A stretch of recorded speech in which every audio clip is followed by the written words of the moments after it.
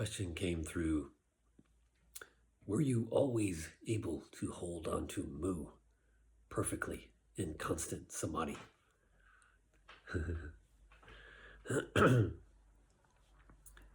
This is a big question. Okay. So, what this person is talking about is doing the mu koan. And this might be a little bit more for the Zen practitioners out there, a little more specific to Rinzai Zen. And I guess here's a little bit of my take on that. By the time you've been put on the mu koan, your zazen has deepened to a level that you've been able to unify in your samadhi, in zazen. You know how to do zazen. You know how to deepen into it. It takes a couple of years to really know what zazen is, to really be able to meditate. It takes a couple of years for most people of meditating every day.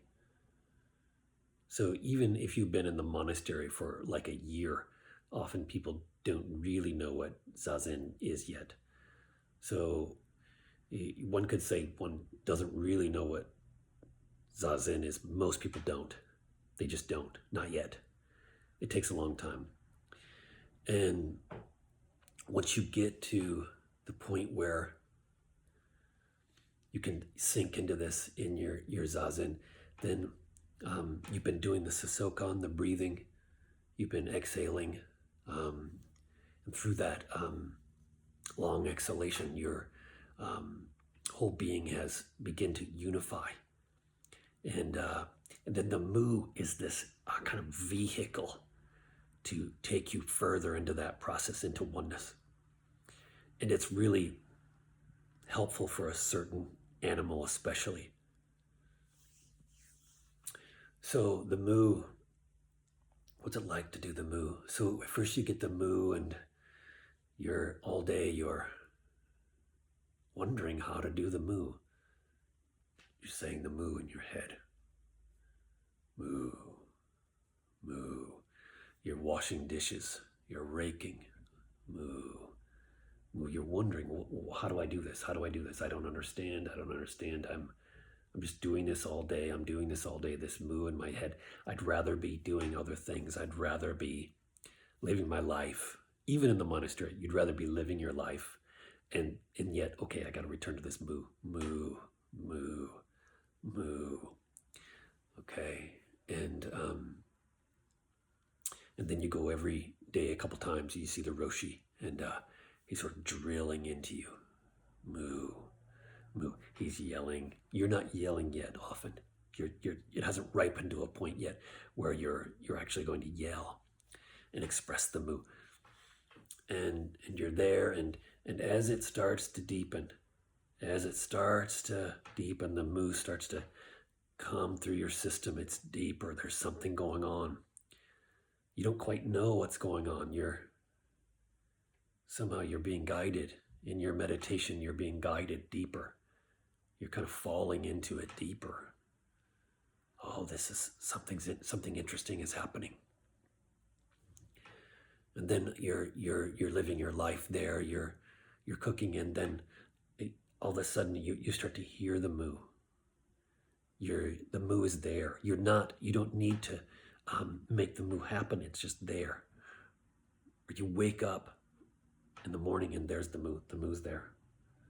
You hear the bird is calling. The bird is crying in the distance, and mu. It's mu. You start to melt with that. Okay. And yet still you don't really want to do that. You haven't discovered yet that the mu is where you are. It's not somewhere else. So you're still going somewhere. Like, okay, here I am. I've got to do the mu. I'd rather be doing this, but I'm going to do the mu. Okay. And so you reach out and mu, mu. And And there's this part of you that wishes you were doing something else. And it really that time has to come where we see where I am home, where I am, this is where the moo has to happen. It can't be somewhere else that it's happening. It can't be that I go somewhere else for the moo, that I wish I felt better doing something else. It has to be that the moo is with us. It's what we are. It's not going somewhere else. And as that happens, we're in a conversation with someone and we start to become lost in the moo. This isn't something we can understand. It just starts to happen. We're in the moo. We're talking to them and all the moo comes out somehow, or we start to be able to kind of see moo. The moo is all around us. Our vision changes. Our body changes. We start to kind of live in this sea of moo. It's not something you can understand. It's something bigger that's happening. Something is unifying, and you're going in to see the Roshi, and finally it's like this cup is overflowing. You're there and you're training, you're doing your zazen, and then as you come in to see the Roshi, it just this bubbling up of energy comes through you, and that bubbling up, that overflowing of energy, the cup overflows, and you express through this loud, so loud. You let it out. It's not an effort thing. You're letting this fullness shine through you. So this unification causes this huge energy to come through. And you do that over and over, and every day you're going to see him, and you're learning how to bring that into oneness. You bring every fiber into oneness. Your whole being comes into oneness. The 84,000 hair pores, all this, the Roshi would love to talk about. All of that into oneness, and you go and you bring everything you've got and you yell the moo, and then you're there with the Roshi. And you're just gone. You have zero understanding. You're just blank. And he looks at you. And he tells you to keep going.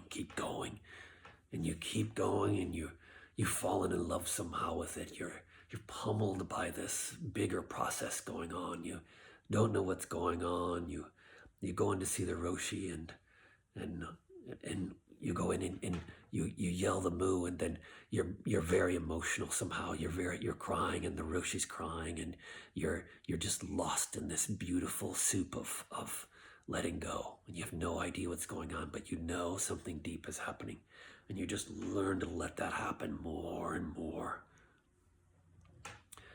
And then you keep going with it.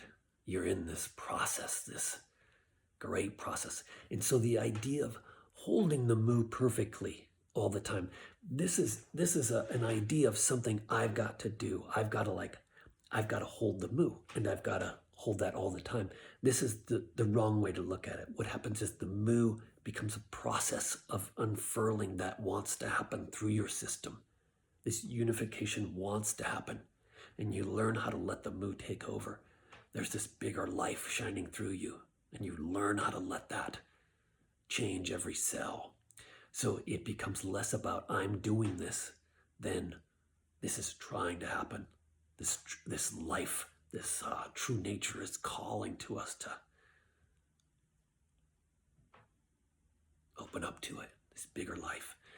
And then you keep going with that. You keep going, and you give everything you've got. You give everything you've got to this process coming through you. And it's like you're gently holding the moo as you're ushered through this huge process, climbing through this entanglements of where you're holding, and you come and you're in this open vista, and you yell the Roshi, you yell the moo to the Roshi, and he's there, and you're gone over and over.